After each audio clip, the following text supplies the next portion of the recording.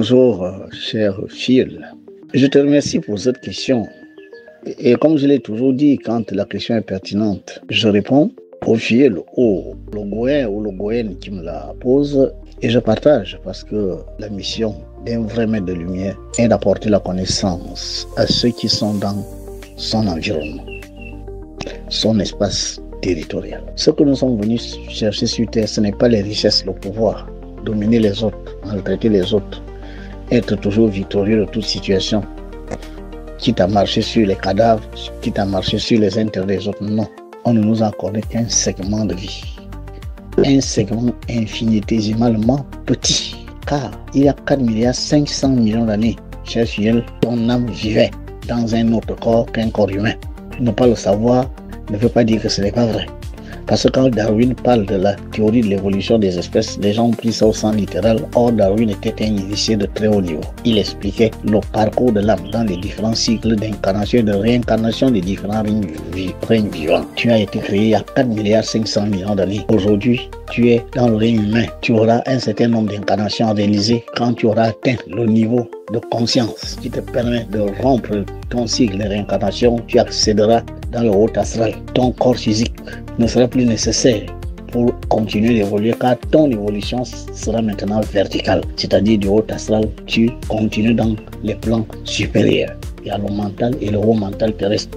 Et ça ne s'arrête pas là. On sort de la sphère de la Terre, on continue l'évolution jusqu'à arriver à l'abîme de lumière, le jugement dernier. Si ta conscience est suffisamment élevée, lumineuse, christique, alors tu accèdes à l'union avec le Père.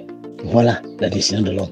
Dans une minime vie de 60, 70, 80 ans, tu vas te fourvoyer jusqu'à perdre ton âme pour l'argent, le sexe, le pouvoir, les plaisirs de ce bas monde. 80 ans représentent quoi? 90 ans représentent quoi? Même si on t'en donnait 200 dans un corps physique, ça représente quoi dans l'échelle? Sur l'échelle, j'ai envie de dire, de la vie avec grand V. C'est justement pourquoi les gens ont une conscience basse, parce qu'ils pensent que tout se fait dans cette vie et qu'il n'y a que cette vie et qu'il n'y a rien après, il n'y a rien eu avant. Mais c'est de l'ignorance pure, c'est de la profanie. Ça ne sert à rien de jouer les costauds avec ça. Et tenez-vous bien. Mais vous n'avez pas le droit de vous incarner ad vitam aeternam. Hein. Il y a un nombre précis de réincarnations dans un corps humain. Si vous ne réussissez pas à abandonner le corps physique, c'est-à-dire que votre conscience n'a pas atteint le niveau où le cycle de réincarnation doit vous être rompu pour que vous ne reveniez plus sur Terre.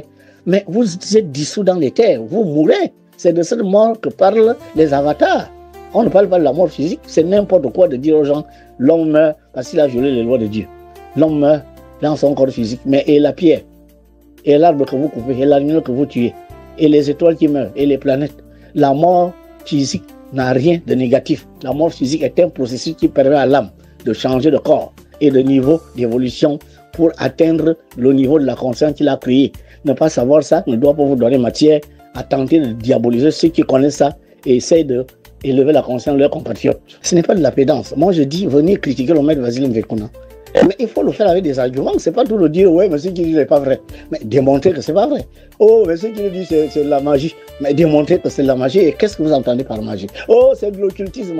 C'est quoi l'occultisme? Mais définissez les termes. C'est pas tout de venir parler. On ne parle pas aux enfants, nous parlons aux adultes, nous parlons aux gens qui sont parfois des intellectuels de haut niveau. Quand vous dites des choses, il faut être capable de le démontrer. Oh, la grotte là, l'eau est sale. Mais démontrer que cette eau est sale, c'est quoi que vous appelez l'eau sale? L'eau sale, c'est l'eau qui est imprégnée de vos mauvaises vibrations, mauvaises pensées, mauvaises paroles, mauvais sentiments que vous projetez aussi bien sur les eaux, les terres, les feux, les airs.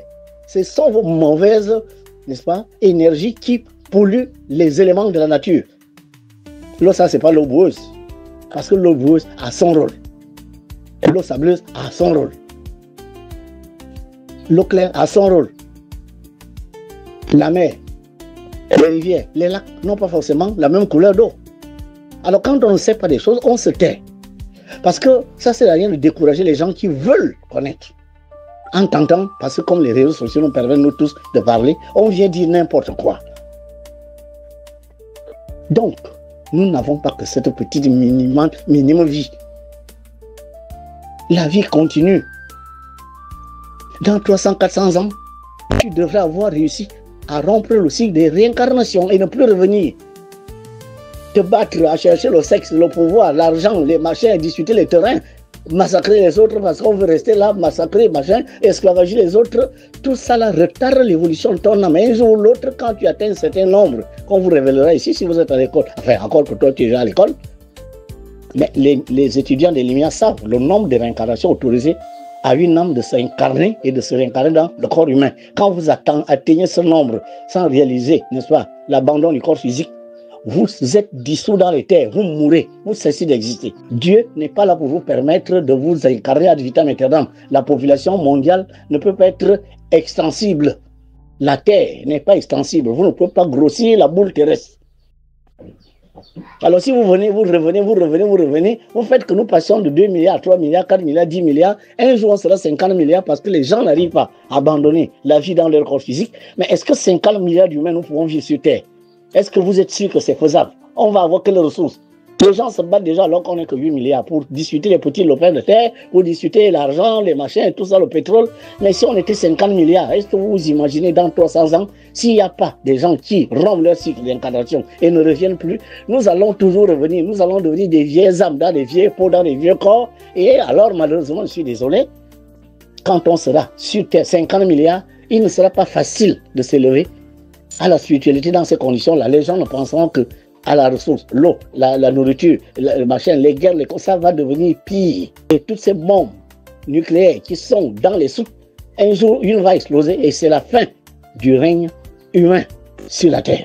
Donc, il y a tout ça à intégrer quand vous êtes dans une école de mystère. Alors, la question que tu me poses, mais le pardon. Bon, est-ce que tu sais combien de fois les gens t'ont fait du mal? Quand tu étais minéral, d'autres minéraux te faisaient du mal. Quand tu étais végétal, d'autres végétaux te faisaient du mal. Il y a des plantes qui dévorent d'autres plantes. Il y a des plantes qui parasitent d'autres plantes, etc., etc. Quand tu étais animal, il y a des animaux qui mangent d'autres, qui agressent d'autres.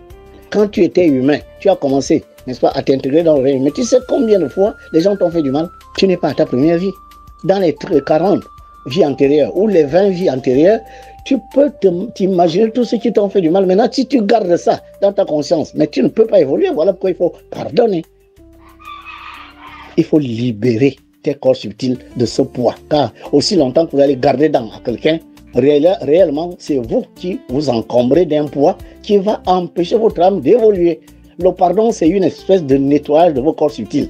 Le pardon, c'est une espèce de lavage de saleté.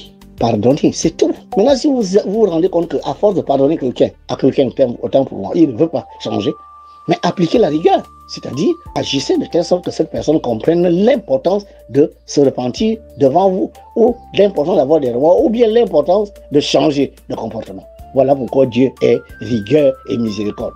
Dieu pardonne une fois, Dieu pardonne 2 fois, Dieu pardonne 3 fois. Vous vous entêtez, Dieu sanctionne. Car la couleur rouge, c'est le feu de Dieu qui sanctionne, qui réprimande, qui corrige dans la douleur, l'humiliation les personnes qui s'entêtent à transgresser ses lois. Mais Dieu a aussi la couleur bleue, le pardon, la miséricorde. Donc, vous devez être les deux. Commencez par pardonner. Car la sphère qui pardonne, c'est le numéro 4. Ça veut dire vous commencez par pardonner au numéro 4. Mais si la personne continue de s'entêter à vouloir toujours transgresser les lois divines de quiétude, aussi bien pour lui que pour les autres, eh bien, vous passez au numéro 5, la rigueur, le rouge. Voilà pourquoi je vous dis, venez dans le bouddhisme. Vous apprendrez ces lois en profondeur. Et vous verrez, n'est-ce pas, la connexion entre ces lois universelles et les spécificités de ces lois. Au Gabon, sur le territoire de l'Ogoé, le pardon soulage, le pardon nettoie, le pardon lave, le pardon vous allège. Car une conscience alourdie par les récriminations, les condamnations des autres a du mal à se débarrasser du cycle des réincarnations. Vous allez toujours revenir. Parce que vous gardez en conscience, en mémoire, dans votre intérieur, des gens qui vous ont fait du mal. Voilà pourquoi, cher Ogoyen, la meilleure manière de progresser, c'est de pardonner. La meilleure manière de progresser, c'est de donner une chance à d'autres personnes. Ceux-là qui se sont trompés hier, pensez qu'ils sont capables de s'améliorer. Mais ne le faites pas de façon passive. Soyez actifs comme le maître Basile de Grandjean-Maba pour que les autorités de la République, les nouvelles qui arrivent là, ne se pourvoient plus, ne tombent pas dans les mêmes travers qui nous ont fait mener une vie malheureuse alors que nous devons être les plus heureux d'Afrique. C'est de ça qu'il s'agit. Parce que si le président s'entoure des mêmes personnes qui ont fait tomber le Gabon, qui ont toujours pensé à la négativité, qui amènent toujours les forces d'inertie, mais il ne réussira pas puisqu'Ali Bongo aussi avait bien commencé. Mais 2 ans après, Ali Bongo est devenu n'importe quoi. C'est pas forcément lui aujourd'hui, c'est lui le mouton noir, c'est lui que tout le monde condamne. Mais Ali Bongo a bien commencé. Regardez les projets que ce monsieur avait quand il venait de prendre le pouvoir. Le président lui fait la même chose. Mais s'il continue de s'entourer, permettez-moi le mot, les mêmes Ivo, n'est-ce pas, qui ont toujours chanté pour que la sorcellerie s'installe au Gabon et que le Gabon n'arrive pas à évoluer.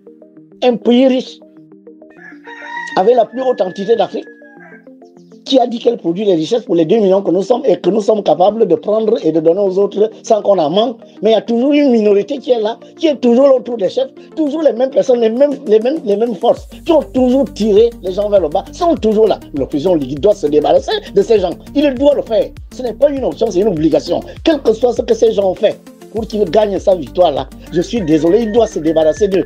Maman ne veut pas voir les mêmes têtes-là qui ont fait tomber le Gabon autour du président. S'il ne le fait pas cette fois-ci, je suis désolé, maman va le lâcher. Et si maman le lâche, ça va se faire comme l'autre. Quand maman l'a lâché, vous savez ce qui lui est arrivé. On ne s'amuse pas avec une divinité. Nous, alors, on ne va pas perdre tout notre temps à finir la salive, à toujours nous époumoner pour dire les mêmes choses. Il est temps que quelqu'un comprenne que Dieu m'a donné le pouvoir, et ce pouvoir, ce n'est pas les humains qui me l'ont donné. Vous pouvez bien être élu. Après, il éclate une émeute, il éclate une guerre, et vous ne pouvez plus rien faire.